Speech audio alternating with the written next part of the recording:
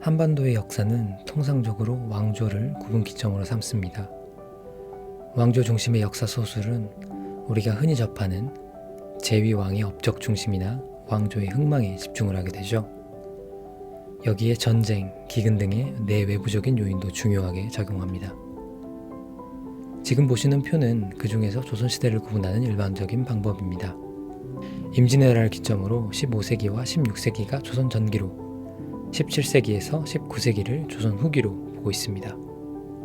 좀 더 자세히는 일본의 조선 침략인 임진왜란과 정유재란, 여진족의 침략인 정묘호란과 병자호란이 전후를 구분하는 가장 중요한 요인으로 꼽히고 있습니다. 일본과 여진에 의한 침략을 양란으로 규정하고 조선사를 연구하는 분들은 일반적으로 양란 이전을 조선이 발전했던 시기로, 양란 이후는 조선이 어려움을 겪던 시기로 보았습니다. 종래의 전후기 시기 구분 이외에 사회 경제적인 측면에서 16세기와 17세기에 동질성에 주목한 견해도 있는데요. 이를 조선 중기론이라고 부르기도 합니다.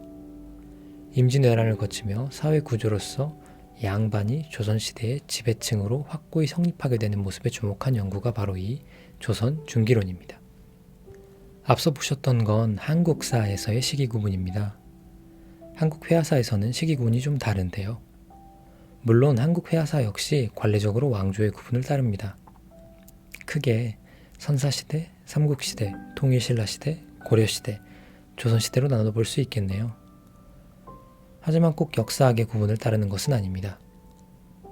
정치, 사회의 주요 사건과 미술사에서의 주요 작품의 등장이 꼭 일치하는 것은 아니기 때문입니다.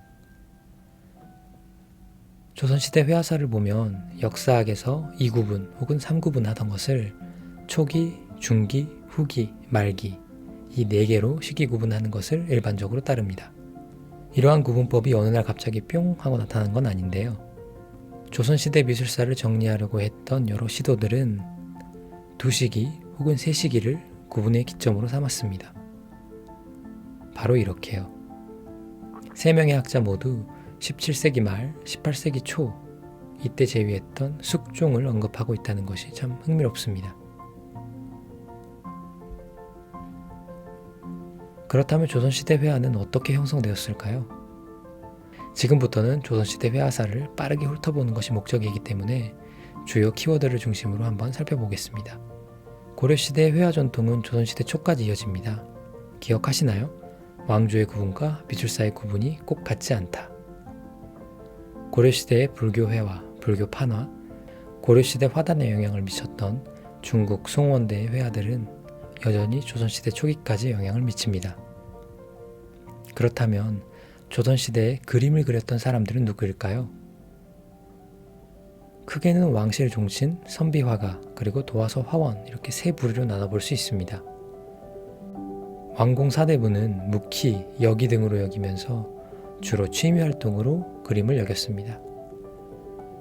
하지만 매번 서화에 너무 깊이 빠져들면 안 된다고 경고를 하는데요. 주나라 소공이 무왕을 훈계하며 무익한 물건을 가지고 놀면 본심을 잃는다 라고 하는 완물상지를 자주 언급하면서 말이죠. 반면 도화서 화원은 프로페셔널한 화가입니다. 왕실에서 필요한 그림 전반을 담당했는데요. 지금으로 말하면 국가에서 선임한 공무원 화가라고 말할 수 있겠네요. 이 화원들은 때로 왕공 사대부의 주문을 받아 그림을 그리기도 했습니다. 이 외에도 불교 사찰에 소속되어 불화를 전문으로 그렸던 화승, 그리고 지방에서 그림을 그려 생계를 유지해 나갔던 지방화가들이 있습니다. 조선시대 회화사를 하나하나 살펴보기 위해서는 참 많은 시간이 필요합니다. 그래서 시기별 주요 작품을 간략히 살펴보는 것으로 정리해볼까 합니다. 조선시대 초기의 회화는 크게 중국 화풍의 영향과 화원화가였던 안견의 활동에 주목해 볼 수 있습니다. 특히 안견은 중국의 화풍을 한국적으로 변형해 정착시켰고 후대 화가들에게 큰 영향을 미친 아주 입지적인 인물이었습니다. 산수, 인물 등 다양한 화목에서 뛰어난 기량을 펼쳤다고 알려져 있기도 합니다. 한 가지 아쉬운 것은 안견이 그렸다고 전하는 작품은 몇 점 있지만 안견이 진짜 그렸을 것으로 보이는 진짜 작품은 현재 일본 델리 대학에서 소장 중인 목류도원도 딱 한 점뿐이라는 것입니다. 특히 믿을 만한 조선시대 초기 작품이 매우 적은 가운데에서 명확하게 연도를 알 수 있는 몇 안 되는 작품이 바로 이 목류도원도입니다. 안평대군 이용의 청을 받아 단 3일 만에 완성했다고 알려진 이 그림은 꿈속 도원경의 모습을 보여주고 있는 것으로 알려져 있습니다. 괴량감 있는 산과 구름이 피어오르는 것 같이 생긴 바위의 모양, 날카로운 소나무 표현 등에서 중국 북송대 화가였던 곽희의 영향을 받았음을 알 수 있습니다. 강희안은 세종연간에 활약했던 사대부 출신의 서화가입니다. 자연을 위주로 표현했고 안경과는 대조적으로 인물 중심, 강한 흑백 대비로 보이는 절벽과 넝쿨 표현들을 주로 보여주는데요. 이러한 화풍은 산수를 배경에 놓고 인물을 그 앞에 크게 배치하는 중국 명대 절파 화풍과 연관되어 이해되고 있습니다. 조선시대 중기 회화는 안견의 화풍을 계승하는 그룹의 활동, 그리고 중국 명나라의 한 화풍이었던 절파 화풍의 유행으로 정리해 볼 수 있습니다. 김씨의 동자결로도는 아이가 나귀를 끌고 가는 모습을 표현한 그림입니다. 김씨는 안견의 화풍과 절파계의 화풍을 동시에 구사한 것으로 알려져 있는데요. 그중 그림의 왼쪽 위, 산 표현을 보시면 기울어진 산의 모습, 그리고 그 안을 채우는 강한 흑백 대비, 이런 것들을 통해서 소위 절파풍의 화풍을 볼 수 있습니다. 또한 근경에 보이는 높이 솟아오른 소나무에서도 그 영향을 찾아볼 수 있습니다. 이 외에도 이경윤, 김명국 등에 의해 구사된 후기 절파풍 화법도 조선 중기의 양상을 잘 보여주는 것으로 이해되고 있습니다. 조선 후기는 실학의 영향으로 일상에 대한 관심이 증대된 시기입니다. 우리의 산천을 남종 화풍으로 그린 진경산수화가 본격적으로 유행한 시기이기도 하고 당시의 생활상을 그린 풍속화가 풍미했던 시기이기도 합니다. 이 그림은 선비화가 윤두서의 그림입니다. 선비나 신선이 들어가야 할 것 같은 자리에 농민이 집신을 삼고 있습니다. 주변 생활상을 포착하여 그린 이 그림에서 변화된 사회 양상을 살펴볼 수 있는 것이죠. 실학의 영향을 받아 일상에 대해 주목했던 결과로 쉬이 등장하지 않았던 농민의 일상생활이 그림의 전면에 등장하게 됩니다.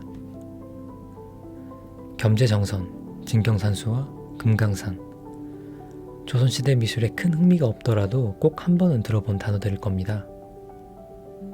산수화는 역사가 아주 오래됐지만 조선시대 초중기만 하더라도 주로 중국의 풍경이나 중국의 고사들을 그렸습니다.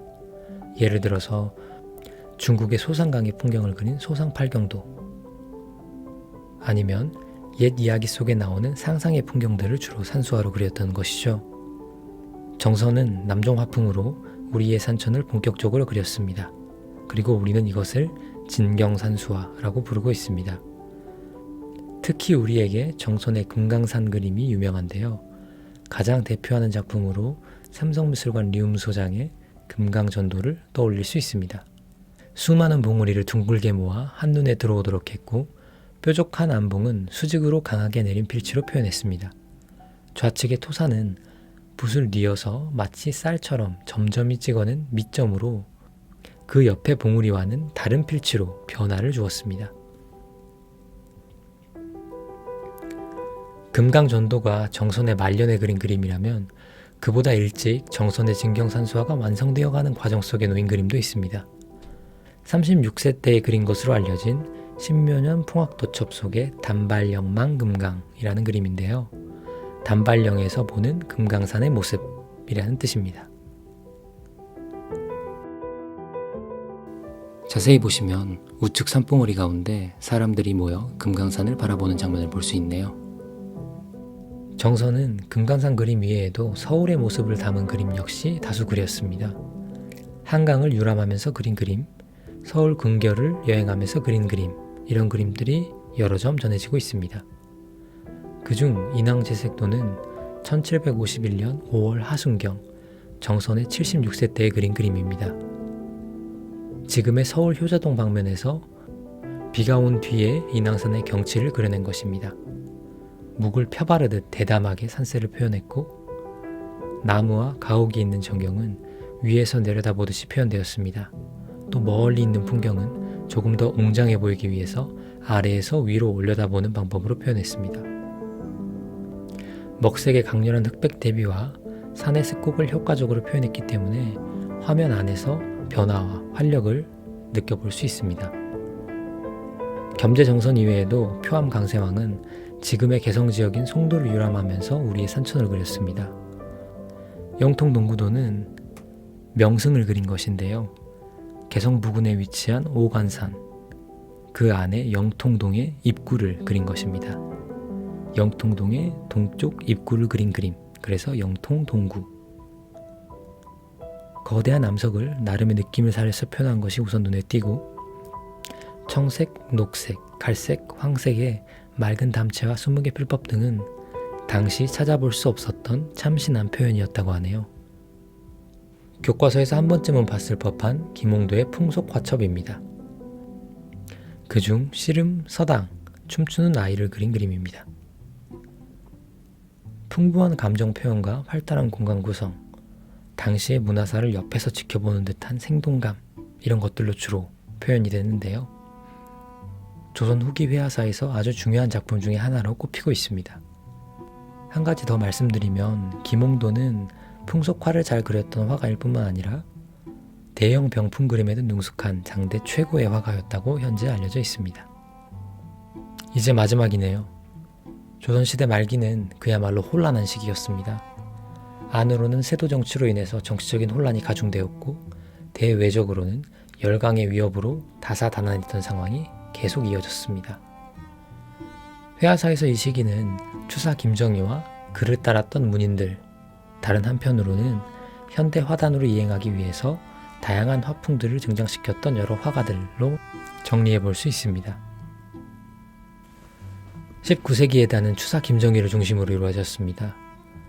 김정희는 청대 문인들과의 교류를 통해서 문헌 고증, 그리고 고증학적 사고에 몰입을 했습니다.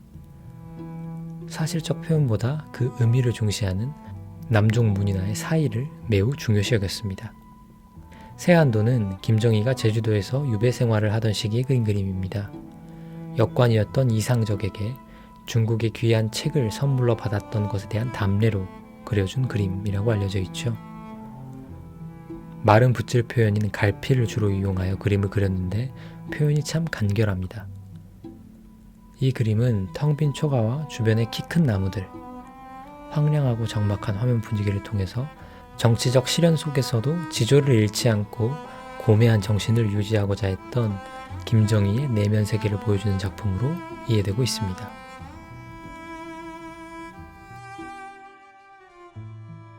오원 장승업은 산수, 인물, 영모, 화해, 다양한 화목에서 뛰어난 재주를 드러냈던 조선 말기의 화가입니다. 그중 3위 문년도는 소동파가 지은 동파지림에 수록된 내용을 바탕으로 하고 있는데요. 그 내용은 새 신선이 서로 나이가 많음을 자랑하듯이 늘어놓는 그런 이야기입니다. 장승업은 이 이야기를 본인의 독특한 표현법으로 해석해서 완성했습니다. 강렬하고 과장된 표현과 이색적인 채색은 당시 중국 상해에서 유행했던 화풍을 장승업이 독특한 표현법으로 완성해낸 그림입니다. 여기까지 조선시대 회화사를 아주 빠르게 훑어봤습니다. 마지막 시간 조금 무리를 해서 다양한 그림들을 보여주고자 했는데요. 좀 더 자세한 이야기는 서리풀 청년아트갤러리에서 함께 나눌 수 있었으면 좋겠습니다. 여러분께 도움이 되었기를 바랍니다. 감사합니다.